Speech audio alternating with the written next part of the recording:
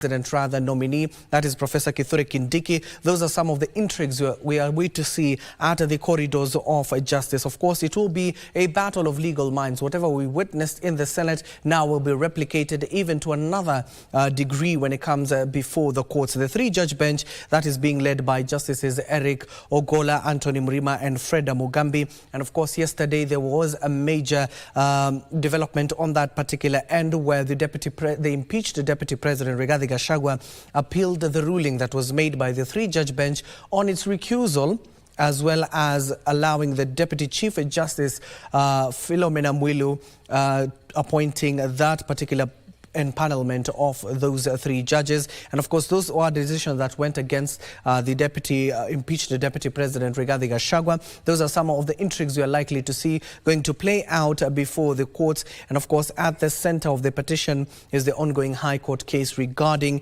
his impeachment brought under Articles 145 and 150 of the Constitution. It started off with Kibwezi West Member of Parliament, that is Mwengi Mutuse, who brought the motion. And of course, it saw at least 282 MPs supporting the motion before it went over to the upper house, which is the Senate, where over 50 senators sided with the 11 charges leveled against the second-in-command. Some, of course, said yes, others said no on various other charges that were leveled against the second-in-command. And of course, Gachagua's counsel argued that the petition has attracted significant public interest and raised substantive legal questions. You do know that it was just on the weekend when we saw the impeached Deputy President Rigathi Gachagua urging the nation to pray for the president as well as for the nation so that, of course, we can go into the right direction. And now, following the October 23rd decision affirming the bench's constitution, the High Court also directed that various pending applications related to Gachagua's case, including a request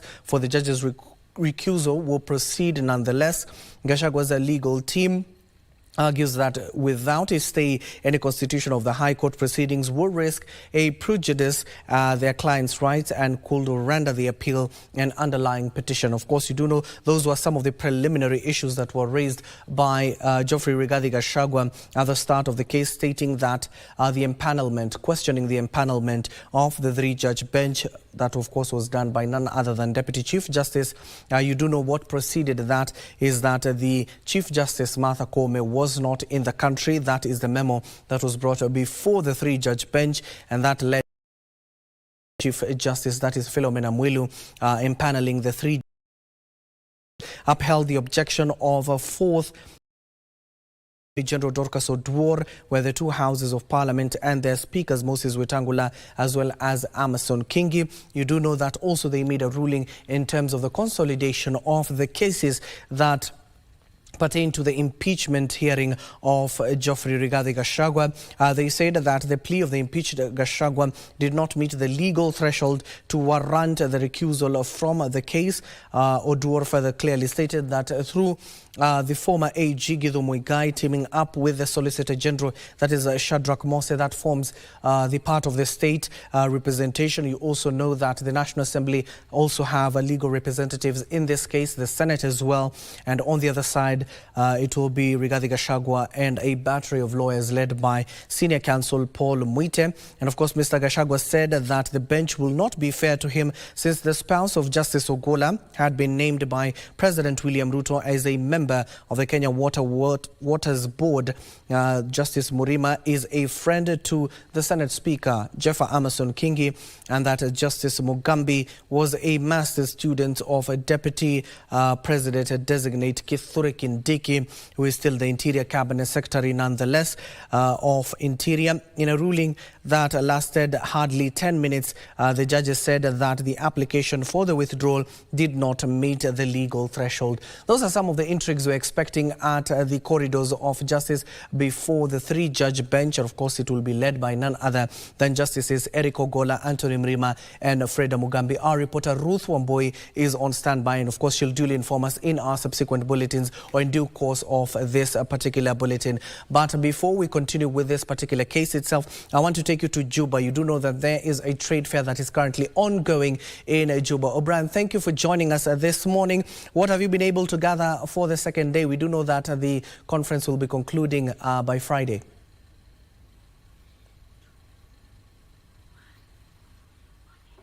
Well, thank you very much. In Broadcasting House, that's right. We're in the city of Juba, here in South Sudan, and of course, we are attending the KBC SME trade fair, which is taking place here in the city of Juba. And of course, we have been discussing many things around how to enhance, as well as to develop the SME industry in this in the region. I mean, bearing in mind that 98% of all businesses in the region are considered to be MSMEs, and so there are questions around policies and, of course, political interventions. Joining us this morning is the Cabinet Secretary for East African Affairs. This is Beatrice Askul. She's attending this fair. She's going to help us understand what the ministry is doing to enhance regional integration and, of course, to support the growth of MSMEs in the region. Waziri, thank you very much indeed for joining us. First of all, help us understand, I mean, the EAC and this trade, the MSME trade, how is it helping the growth of business in the region? Thank you so much. I'm called Beatrice Askul Moy, CS in charge of East Africa Community Affairs, Regional Development and Hustle. We are here in Juba, attending as a ministry the trade fair for the SMEs.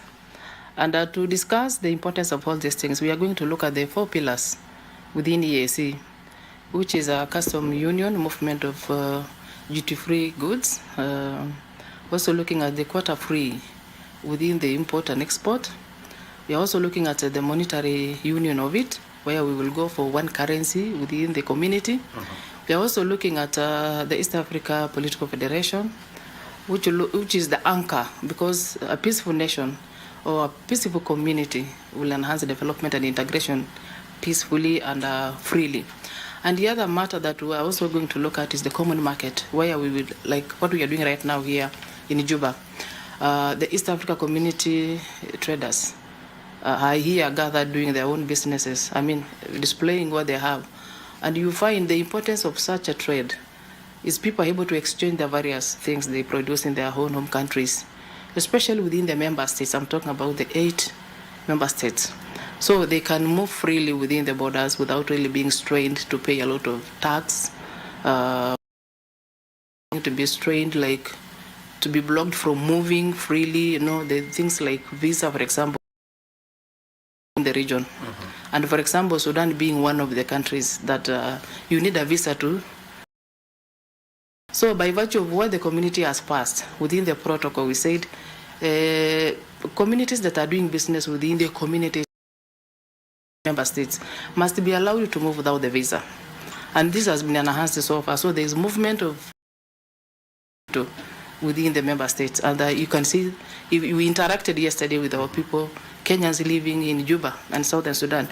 And you saw that they were free to tell you they didn't inquire any visa to come in and do business here. So those are some of the things we are strengthening so that our people are able to move freely and trade. Very good. I mean, you brought in the issue of the policy dialogue that was held yesterday, where you had hundreds of Kenyan SMEs attending and having what you call an open and candid conversation with the senior government officials, you being one of them. And some of the issues that they raised, what you would call the non-tariff barriers, issues around the volatile exchange rate, political and security situation here in South Sudan, some of also the issues that they raised. And so you as the minister in charge of ensuring that there is harmony, there is a smooth transition and integration within the EAC, how are you going to deal with the difficulties that Kenyans are facing here in South Sudan? Actually, from the discussion we had yesterday, it was very enriching. Now it was the people speaking their own personal experiences, and they touched on security, they touched on the free movement, they touched on the border connection. When we get to know all these things, and there is the Council of Ministers within things that would inform the policy. And once we talk to the people, like the experience once, the vehicles are attacked along the way, like across the border. When they are crossing from one border to the other, there are cases where trucks are attacked, people are robbed, and such things are supposed to be taken care of within the policy. And the importance of policy that is put forward through the Council of Ministers, and the ministers represent ministers within the East Africa Community member states. Once they pass that, they will take it back and devolve in their own counties, in their own countries, so that now people are able to implement. Like, for example, if we had agreed a policy on free movement, no tax along the border. So once we agree that way, then the people who are supposed to implement that are the various ministries in the member states. So, and once we do that, and once we also realize there is a country that is not implementing, like the challenge that was said here, that truly the announcement of free goods. This one was particular to goods, specific goods.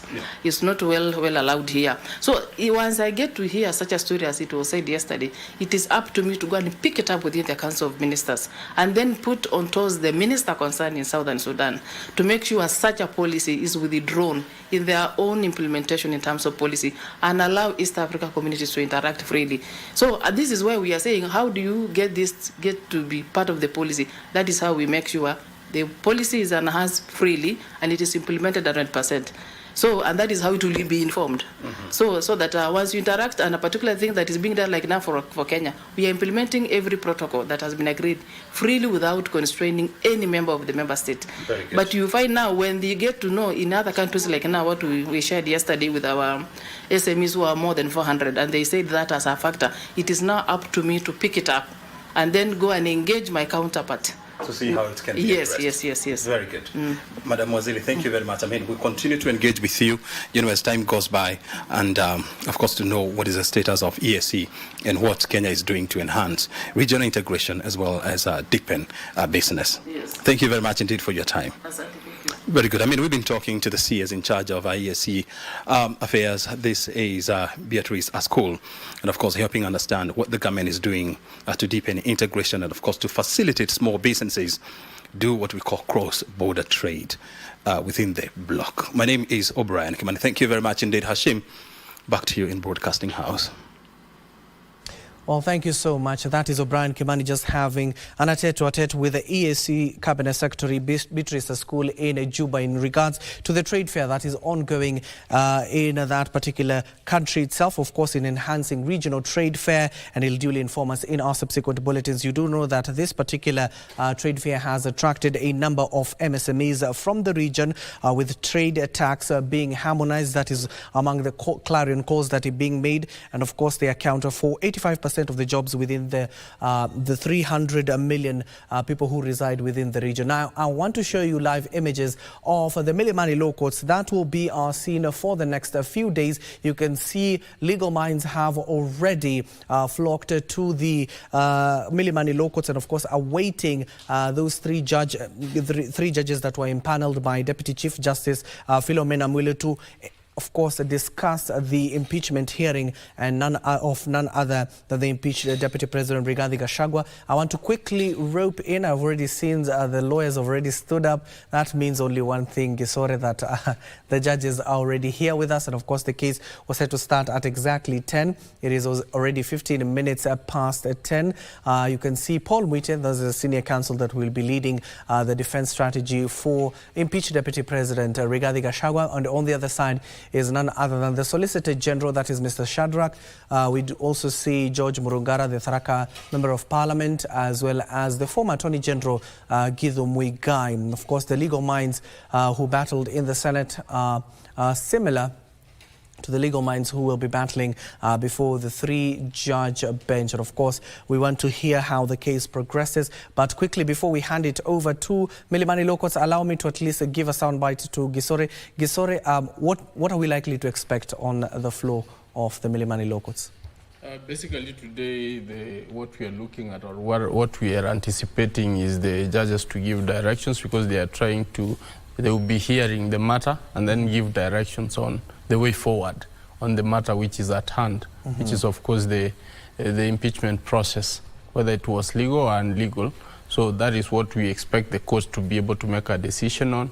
But mostly what we are likely to see is them to have a hearing and then give directions on the way forward. The directions could be file submissions and then give a date when they are actually going to be able to give the decision, or preferentially they can be able to give timelines from here forward what we should be expecting. Because we've seen the Attorney General focusing on the conservatory orders that was sought and granted to the defense in terms of the swearing in of the Deputy President nominee. Will that be crucial in the opening stages of this case? Yes, actually that is what is being discussed, or which is what is going to be heard today, because if it's heard and determined, then we will be able to be aware, because if the conservatory orders are actually rescinded as they were issued from the Kerugoya Court and the Milimani Court, then it will give or pave way for Professor Kithure Kindiki to be sworn in, because those conservatory orders are the only thing that is holding Rigathi Gachagua to be in office as it stands today. But if they are removed, then he will stand impeached. Okay, maybe as we wind up quickly, what should Kenyans expect out of the proceedings that are set to unfold before the courts?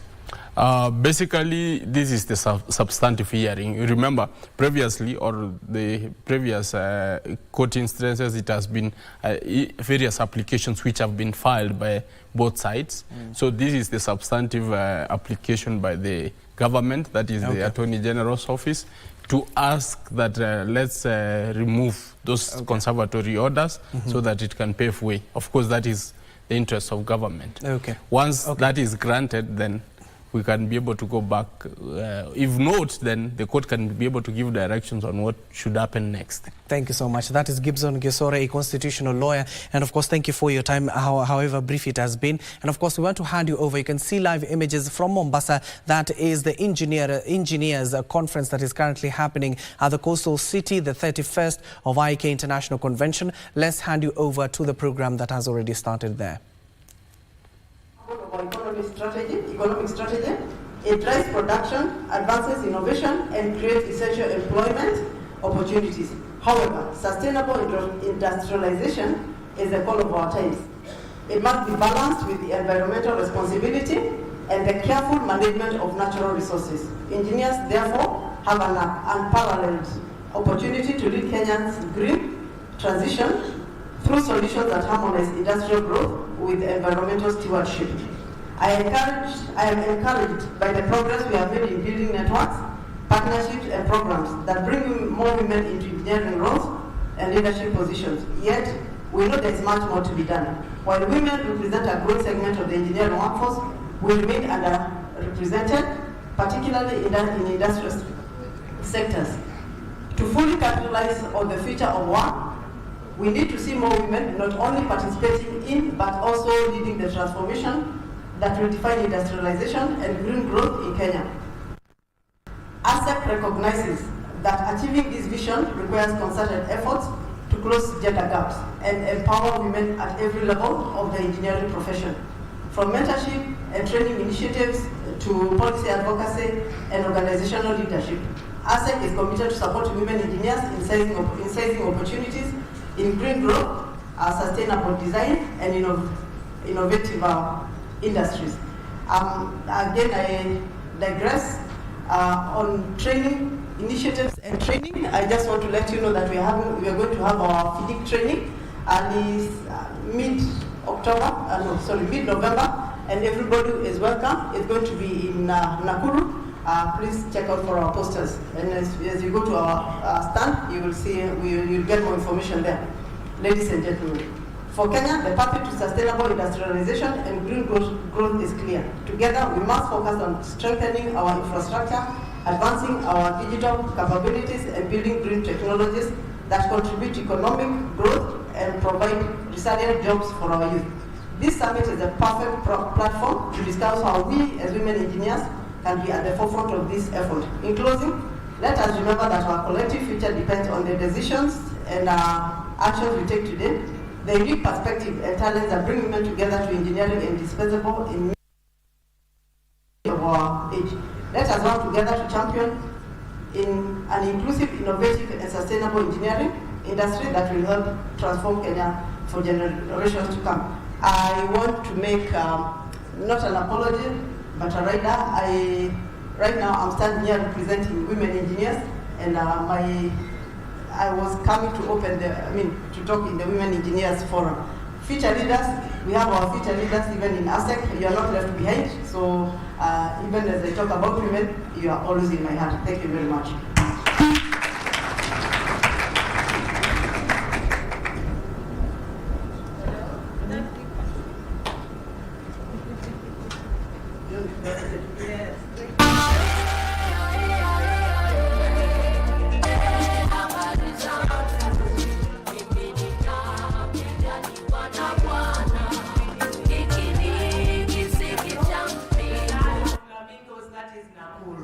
Thank you very much.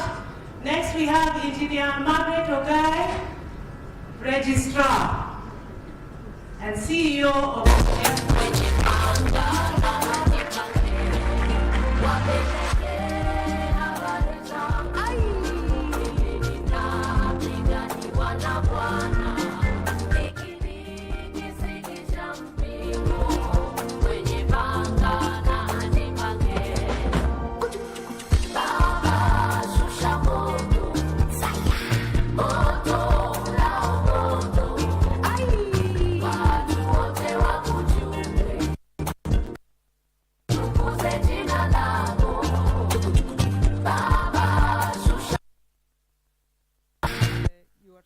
excellent MC and tunashukuru sana. Now, where do I start? I would like to first recognize we have with us CS Harriet Chigai, the Women Rights Advisor to the President of the Republic of Kenya. Please let us give us a loud as engineers and as women, we are very, very happy. We have a direct link to the presidency and we can get our agendas worked through. But I also want to recognize we have with us the president of the Institution of Engineers of Kenya, the host for today. Thank you, Engineer Shama Kiteme. Engineer Rastas Mongera, chairman of the Engineers Board of Kenya, the regulator for engineering services. I know we have a host of many others. No, also let me recognize Engineer James Mutulili, the chairperson of Association of Consulting Engineers. And then I will just make a general acknowledgement. We are so, so grateful to all our international partners who are here today. We thank you all for joining us. We have the FAO president, sitting president. It is not a mean feat. So, President, you have done very well to invite Engineer Kazawadi. Obviously, Nigeria Society of Engineers, a very leading organization for engineering, has bestowed the first woman president and we are truly glad. Engineer Margaret, karibu sana. I was pleasantly surprised to see you today. So, thank you so much. I know I think I met someone, Zimbabwe president. Thank you so much. I didn't get your name, but karibu sana again, another woman engineer. And I'm sure I will not get the protocols right. Allow me, because there are those who are doing the protocols, to do that. I also want to recognize our eminent engineers in the country. There are so many. We thank you for all your contributions. We have very many former presidents here with us. I can see Engineer Jora there. Sorry, as I say, I'll not get it all right. We also have former PSs with us. Karibu sana, engineer, tumeshukuru. We have former CEOs. We have the current sitting CEOs who are driving us. Let me not forget now council, because if I mess here, the council. Thank you so much for putting up this. It is a beautiful event. So now, I had also made my comments leaning towards the Women Engineers Summit. We as EBK had split ourselves. Chairman was to go and cover the youth, the future leaders. I was to be on the side of the women engineers. So allow me to mix kidogo what I have, but I will also be very quick. I know we are short for time, and now that we've combined, it's a fairly long opening. So I am very honored, very, very honored and happy to stand before you today. I can see other future presidents, past presidents of IEK are all sitting here. I recognize you. Please, without saying your names.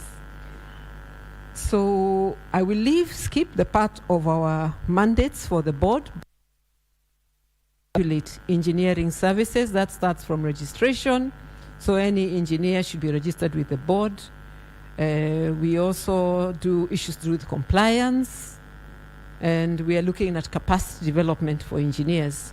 And currently, just also for your information, Madam CS, we have about 25,000 engineers on our register. And this, I think, is a testament to the investment the government has done since independence in the space of engineering. And these are extremely talented individuals who are working across the economy and transforming Kenya. So all this infrastructure we see, we celebrate you engineers. It's not a mean feat. The industrialization we are talking about, it will only happen through the engineering expertise. So again, we celebrate you. Jokingly, I was speaking with Engineer Changole this morning, and he told me he's a mechanical engineer. And he tells me, you know what mechanical engineers do? They make things which are not moving to move. They make things which are dead live. So this is the kind of talent that we do have in our country, and we celebrate that. We also celebrate the rest of Africa who are here with us, because we cannot change this continent unless we actually tap into this expertise that there is.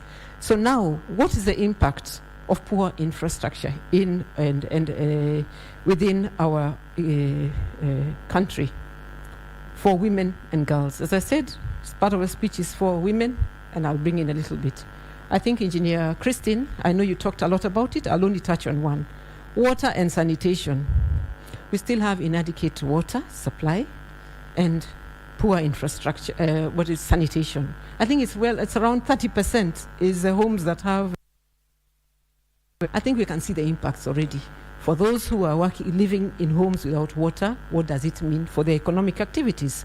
Transportation, the same issues. We have poor transport infrastructure, limiting access to employment opportunities and essential services. And this has very broad and deep implications.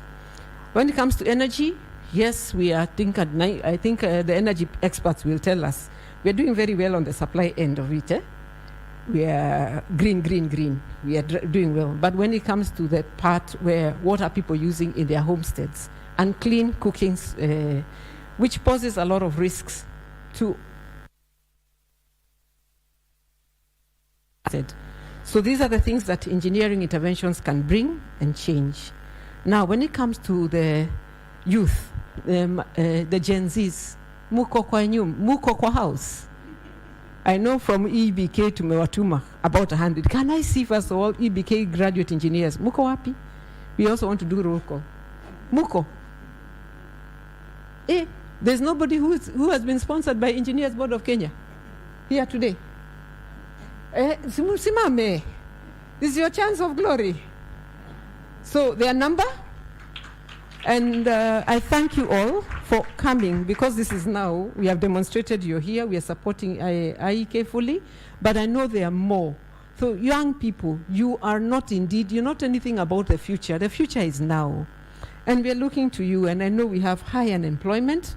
Madam CS, again, we do registration of graduate engineers, professional engineers every quarter. And in the last application, it was very fulfilling to see 778 graduate engineers have applied for registration, which means we are training a lot of our engineers in this country. I think well over 4,000 engineers every year.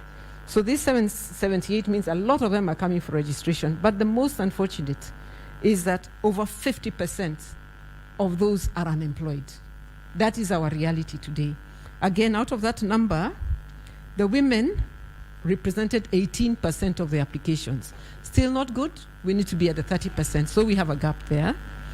And again, when we looked, interestingly again, the young women are also not getting employment opportunities. 70% of the women, when we looked at that disaggregated data, the young women who are just graduated were not employed.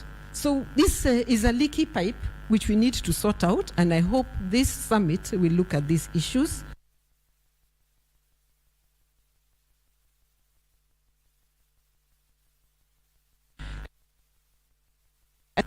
These are the most.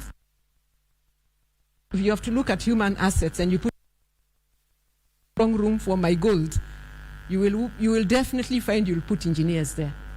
Yeah? So we are asking, let us tap this knowledge, let us tap this expertise for the economy if we are to transform. Or we'll meet every year and have a different theme, and the same problems will still be persisting.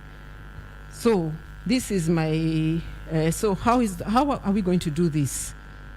There are many measures EBK is doing. In terms of recruitment, we make sure we meet the 30%, but for gender equity. We are also having a graduate engineers internship program. This is targeting the young graduates leaving university to come and get for registration purposes. But it is underfunded, so we can only take 100 every year. And I've told you we are training how many? 4,000. So we certainly have a ticking time bomb in that area. We are doing a lot of outreach together with IEK, schools and universities. We've also partnered with UNESCO. But we also, I think, like letters programs, Madam CS, so that we can have proper outreach. As I start to conclude, we are also going to align, I think you have challenged us, our CSR programs. Engineering has a lot that can touch society, women and for youth, and for the persons who are marginalized in society. That is EBK, that's a promise from EBK, but I think I also speak for all the engineers, on behalf of all the engineers, engineering consulting firms, and also all our DGs. There were many, and I think they'll be coming in tomorrow. These people can transform a lot for us. Okay, so what are the strategies we are doing? Because I think as we look for employment within, and we look to bring industrialization, we can also look outside. And we need to start increasing mobility of engineers. These highly talented people also are the most global, what is it called? They can be the global citizen. They are ready, they are mobile. So what do we want to do with them? There's a Washington Accord where we want to pursue so that our engineers also, our qualifications are recognized internationally. We are also looking, we have a mutual recognition agreement within East Africa. The uptake is not very good, but we're encouraging our engineers. Is the only MRA within African continent.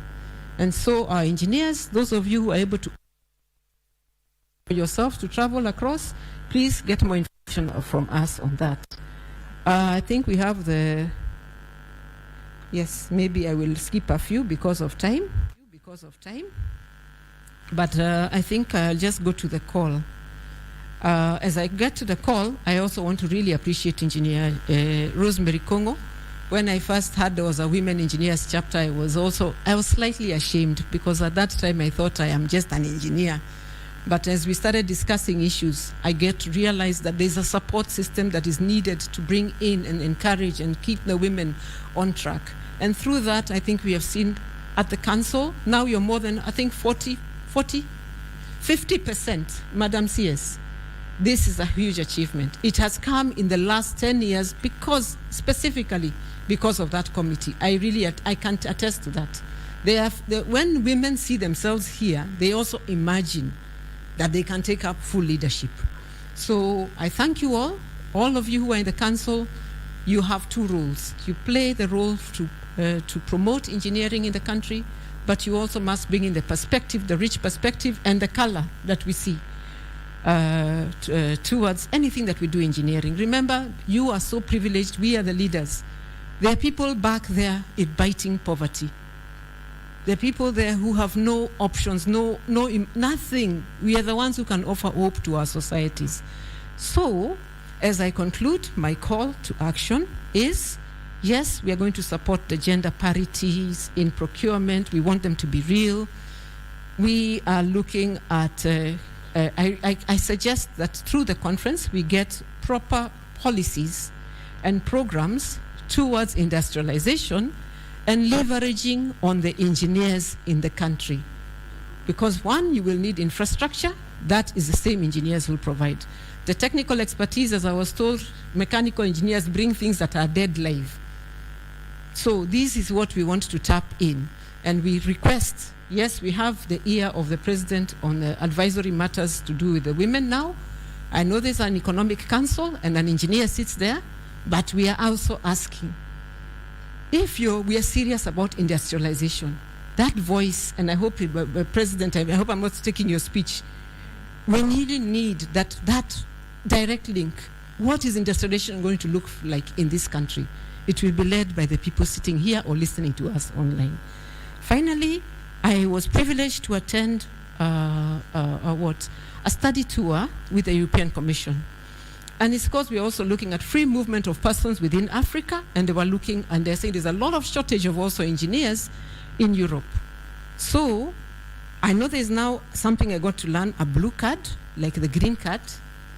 We are looking at how we are going to upskill ourselves. And I don't think it's because we want to export our best. We are not doing a brain drain. But I think sometimes unaenda huko, you see how people are doing what they are doing, you come back and bring it home. So we want you to be ready.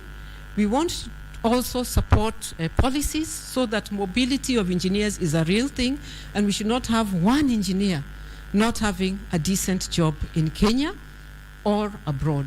So with those few remarks, I wish us all success, deep discussions, because as I say, I think I'm also getting a bit worried that I attend very many conferences and sometimes we have very good pronouncements, but the ground has changed. Now we want real change.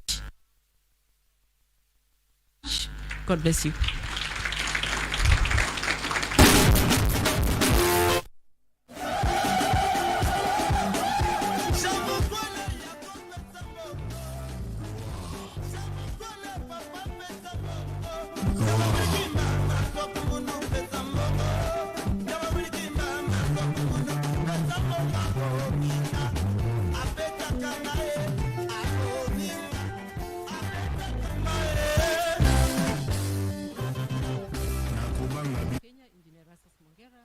To make his remarks.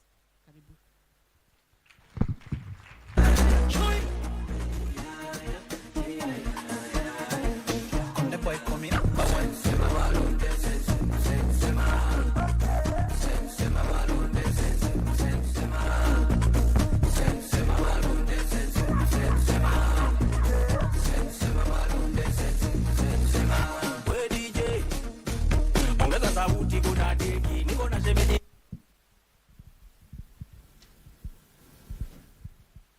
Our chief guest, Harriet Shigai.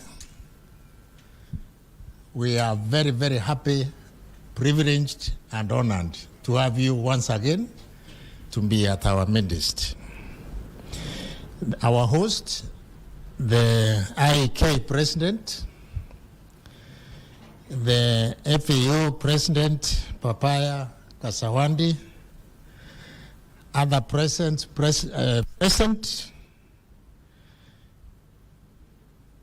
the chair of ASEC, Engineer Jane Mutirili,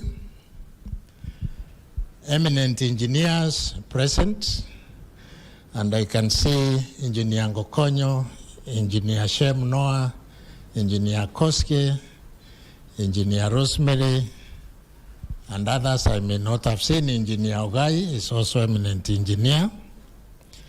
IEK council members, MBK board members, the chair of Women Engineers Committee, the chair of Future Leaders, chairman and the CEOs present in this gathering, our foreign delegates, and distinguished delegates, ladies and gentlemen, good morning. Bwana Yesu asifiwe. God is good, and all the time, and that is his nature. I think engineers would be making a terrible mistake if we don't recognize God, knowing how special we are to him.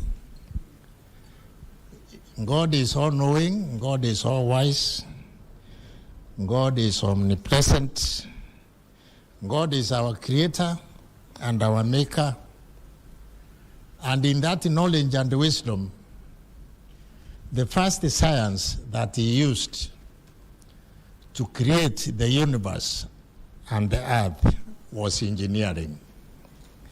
His first pronouncement in Genesis 1 verse 3 is, "Let there be light." and there was light.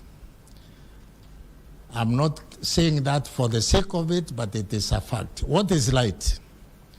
We're in this room because we have light. And therefore, it's always good to recognize God, knowing how special we are to Him as engineers. And as you go through the Bible, you find engineering is applied almost everywhere. It is an honor to be here with you at this Future Leaders and the Women Engineers signed event to the main convention, which will start tomorrow. Today, as we gather to celebrate and empower the next generation of Kenyan engineers, I'm reminded of the vast potential you hold.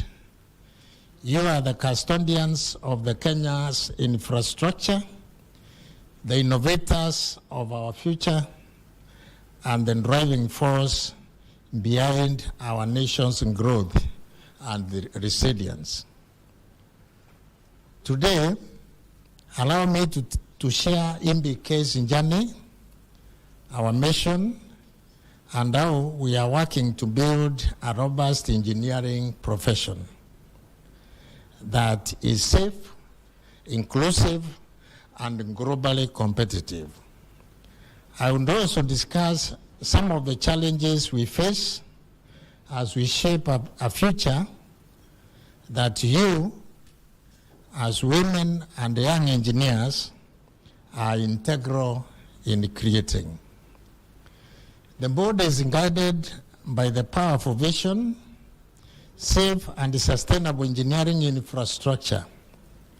Additionally, our mission is to ensure production of globally competitive engineers and quality engineering services through regulation, capacity building, and enforcing compliance with the set engineering standards to meet the current and the future needs of the society. These are not merely wants. They represent our deep commitment to protecting the public and promoting excellence in Kenya's engineering sector. At the board, we adhere to core values we call IEK, that is integrity, customer centricity, accountability, respect, and excellence. These values shape our actions and guide us as we serve you and the people of Kenya. Inclusivity is one of our greatest strengths, and we are dedicated to ensuring that all voices, especially those of women engineers, are represented on our panels and in our decision-making bodies. Indeed, we realized it was under talent not to have many women, and especially young ones, in the panels, because many young women engineers were shying from attending interviews. But now, this is a being of the past. We know that diversity strength drives innovation and reflects the true spirit of engineering. Our mandate is grounded in these principles, and it encompasses several key functions. One, registration of engineers and engineering consulting firms to ensure only qualified professionals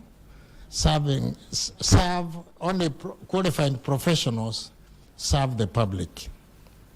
Regulation of engineering services to uphold Kenya's engineering standards.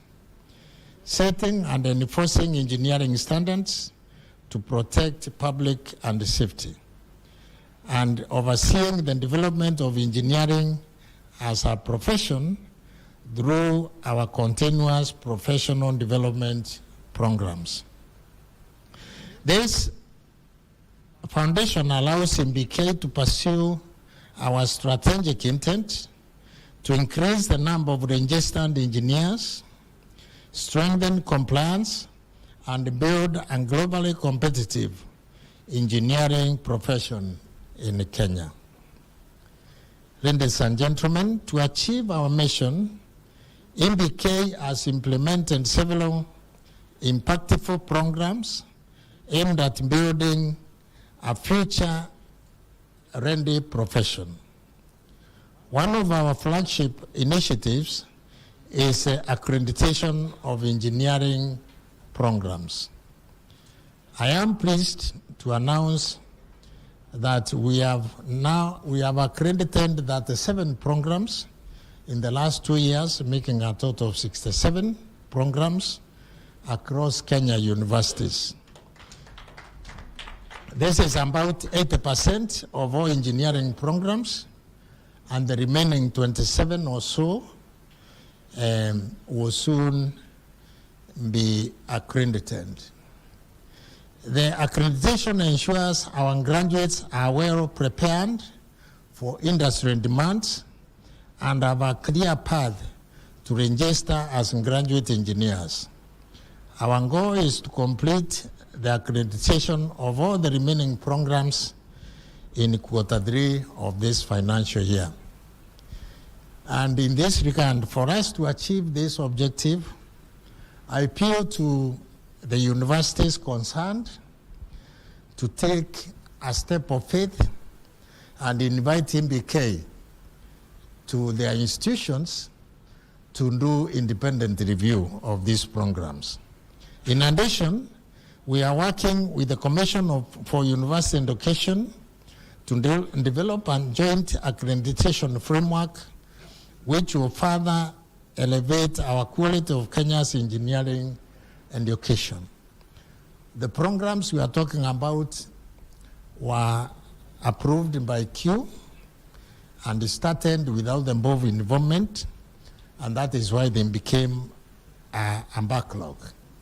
But we are happy now that we are working with the Q, and no programs can start without us having an input, which is the best thing to do because it is for the interest of the young students and the guardians that we do this right. On the international front, we are pursuing provisional membership in the Washington Accord by June next year so that we can join our brothers and sisters in Nigeria. They got their interim last year. Let's give them a clap of appreciation. Mauritius also got theirs this year. Of course, South Africa got theirs many years back, and we hope we shall be the next year in June, we will be getting our accreditation. This accord will give Kenya engineers global recognition and greater mobility, allowing us to explore career opportunities beyond our borders and to stand shoulder to shoulder with engineers worldwide. The opportunities are many. Our universities will be centers of excellence, attracting students from all over the world. The faculty will have assignments outside Kenya as external examiners and short-term research assignments. And as I've said, our engineers will be now able to compete even within Kenya. Currently, without this status, our engineers are invited as local engineers to team up with international engineers who are from accredited jurisdictions. This will be a thing of the past because we shall also qualify to be of that international status. The Graduate Engineers Internship Program is another initiative that bridges a gap between education and practice. Currently, in its 6th cohort, this program offers graduates the hands-on experience they need to develop into skilled professions. In fact, these are the engineers the registrar asked to show up their hands. I am proud to report that 25 interns of the first and the second cohort have already transitioned to professional engineers through this program, and also demystifying the belief that transition from graduate to professional engineer is a pipe dream. These young men and women have done it after 3 years. Please stop. If you have wasted your time, stop discouraging the young ones. Take a step of faith. As our Lord Jesus Christ told us, there is no age limit to receiving him as Lord and Savior.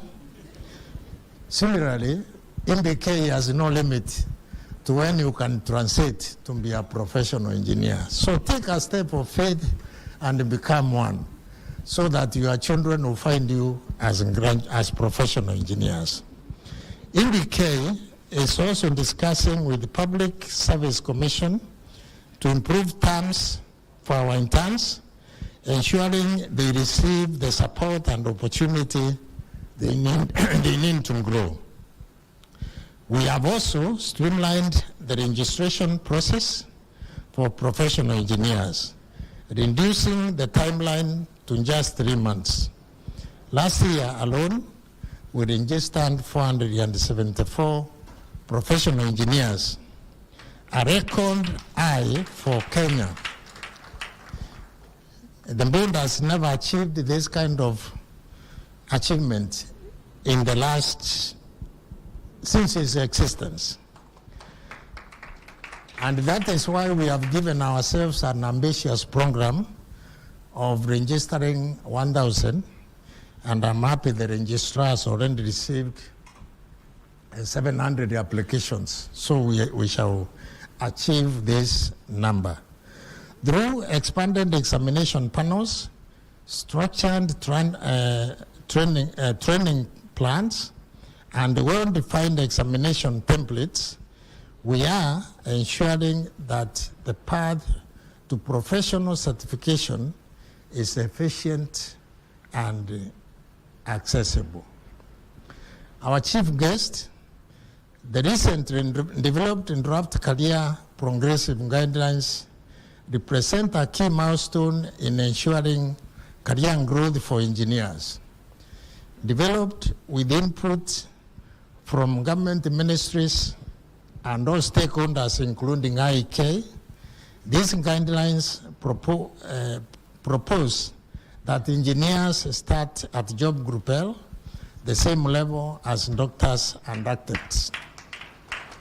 This is not merely symbolic, it reflects our belief in the vital role engineers play in the society.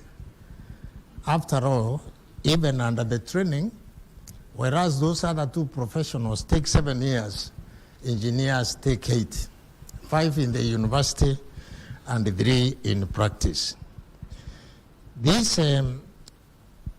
the career progressive guidelines will engineering roles in ministries, counties, departments and agencies are filled by qualified professionals, creating more job opportunities for engineering and enforcing the value of our profession.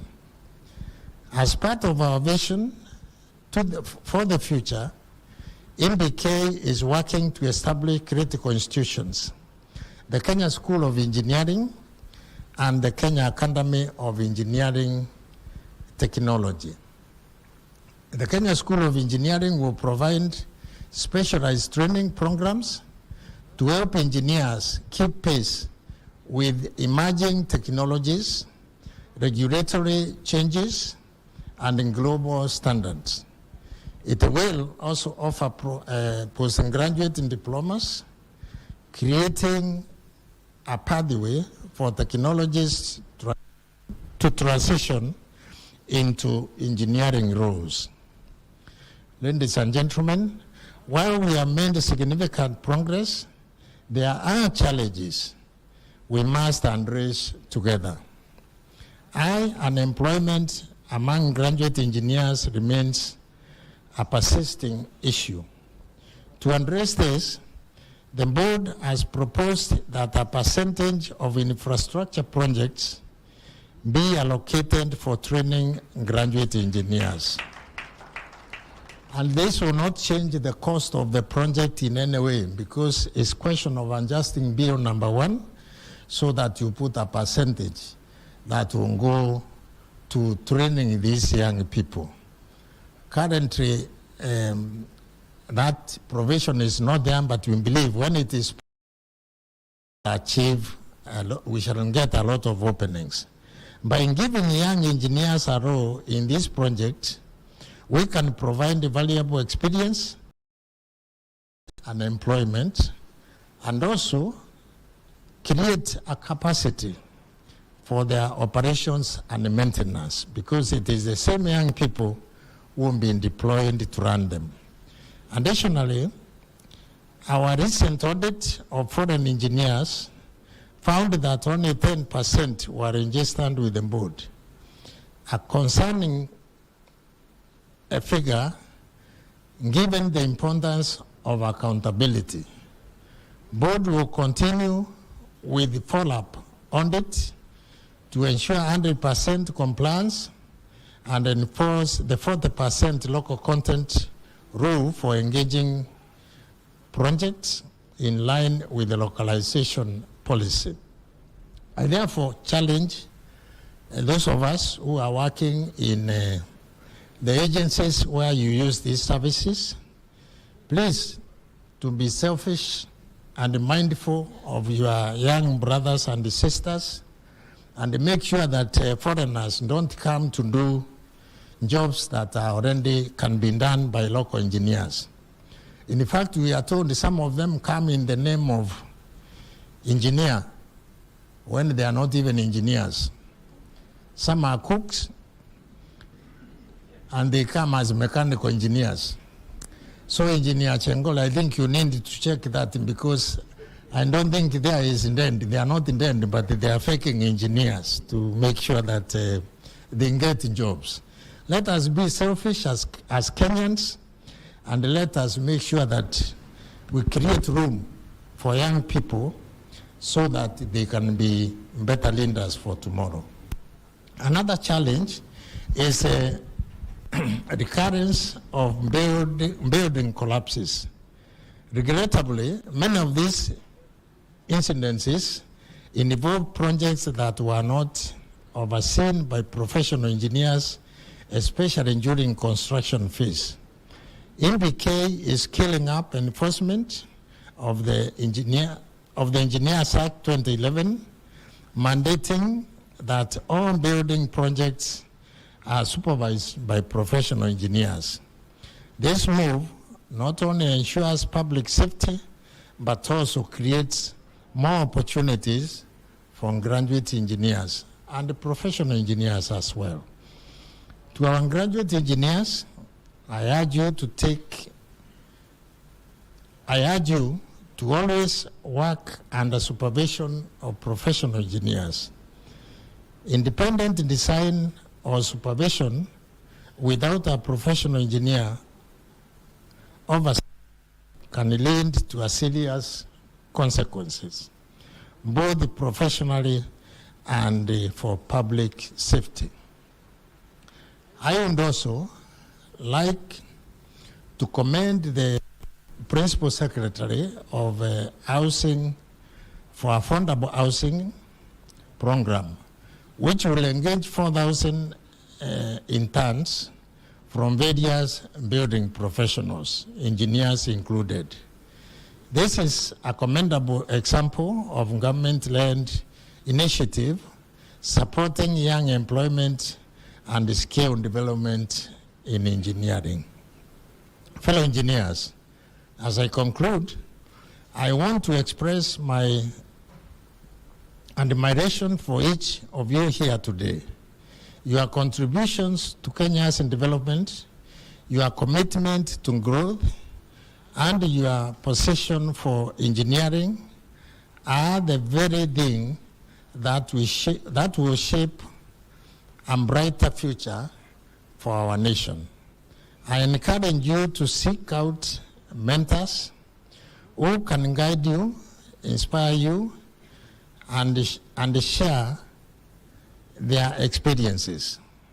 Remember, the journey to becoming a professional engineer is within the reach, and IEK stands ready to support you every step of the way. Our chief guest, ladies and gentlemen, let us work together to build a resilient, innovative, and sustainable Kenya through engineering. Thank you, and I look forward to seeing many of you join the ranks of professional engineer in the future. That is graduate engineers. Thank you.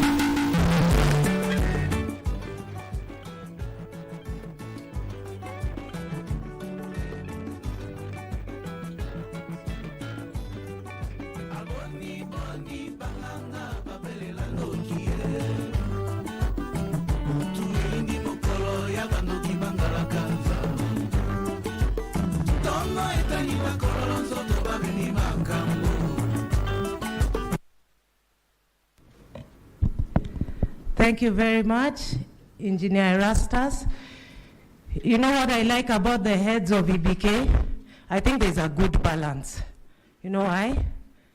Engineer Ogai, smiling. Engineer Mongera, you do self-check. You check, you call yourself to a meeting, make sure everything is aligned, values and everything, before you speak. Have you seen that face? And you guys have made him happy. You know, usually you're guaranteed at least one thing during his speech.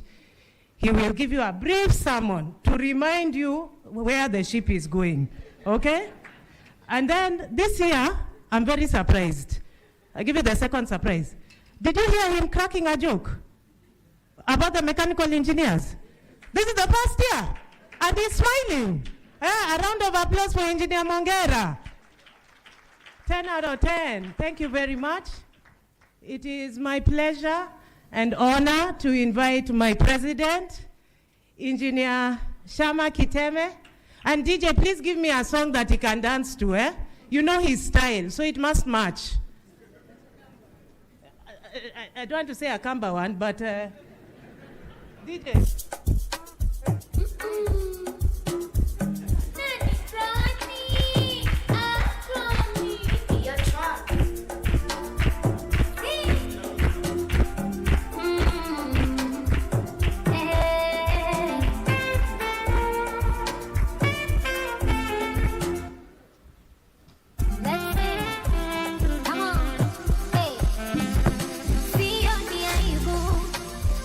Thank you very much,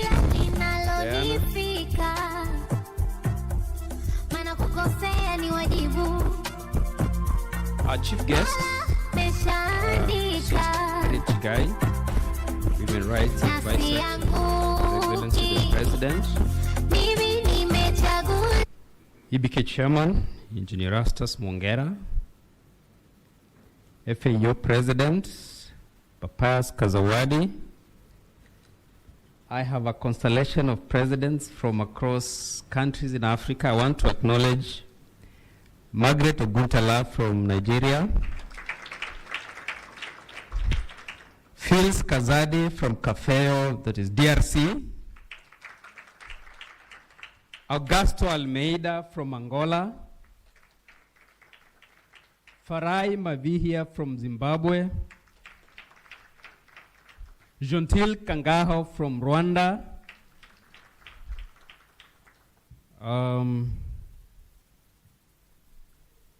we are expecting John Oba Jones from Sierra Leone, Bosco Lepi from Uganda. We have delegations from Tanzania headed by President-elect Asa Mwaipopo, Thank you very much, our colleagues, for joining us this morning. ASEC Chair, Engineer Jen Mutulili, EBK CEO, Engineer Margaret Ogai, colleagues from other professional institutions, council members present. We have board members from EBK. We have chair of various boards. Good morning, everyone. Bon dia. Bonjour. That tells you that entire Africa is here, and we're very privileged to have everyone here. Today, we have gathered here to start the official events of the 31st IEK International Convention. This morning, we've been having an opening ceremony for Women Engineers Summit and Future Leaders Summit. The theme for Future Leaders Summit is Future Leaders Shaping Industrialization. And we know the theme of the convention this year is industrialization for economic transformation and employment creation. Fellow engineers, we went into soul searching to consider the theme that we can have for this convention. And well aware of the circumstances that our country is in, industrialization for economic transformation and employment creation came in handy, because it captures the key aspirations for engineers in the future for IEK. We envision an institution where members find value and join in because they identify with what the institution stands for. Today, we know that many young engineers are not engaged in formal employment. Alluded here a few minutes ago is a session I sat in, and we realized that 50% of graduate engineers do not have formal employment. That sounds pretty bad because it means 2 out of 2 engineers, 1 is not employed. I don't know whether it can get more sad than that. But we also know that we have very bright engineers. I know this because not only I've been to the university, but I've seen what our engineers are capable of doing.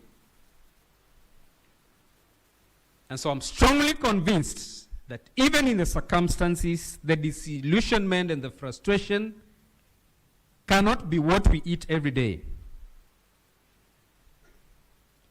From where I sit as your president, every now and then, I get a call from this young engineer, and they explain to me the circumstances they are in, and so I pretty much know the situation that we are in.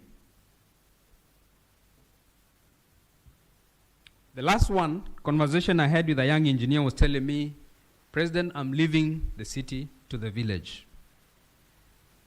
That really made my heart sink. But the conversation in this convention is such that it doesn't have to be that sad. And why? Because we have an opportunity to become inventive. We have an opportunity to even become employment creators. And that is why the theme, Future Leaders Shaping Industrialization, captures the spirit of the moment and the season for our country, not just for IEK. We have an opportunity to break barriers because we have the potential. We can indeed create employment opportunities through investing in industries. And this doesn't have to have the big money, guys. We can start from where we are. And that is why we hope that in the next 4 days, the kind of conversations we have, they are going to spur this kind of conviction. Convinced of this, IEK organized an industrial trip to Italy and Germany, just to look at the kind of situation we are looking at in manufacturing. And I'm telling you, I'm assuring you, what they are doing over there is not out of this world. we have mechatronic engineers, we have chemical engineers, we have electrical engineers, we have production engineers capable of doing anything they're doing out there. And we believe this, and strongly so.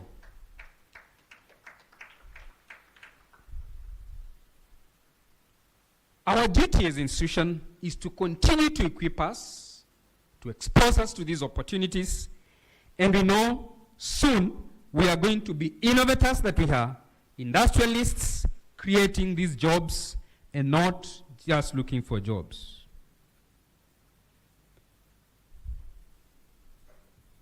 These efforts must be led by young engineers. I'm very convinced of this. And that's why,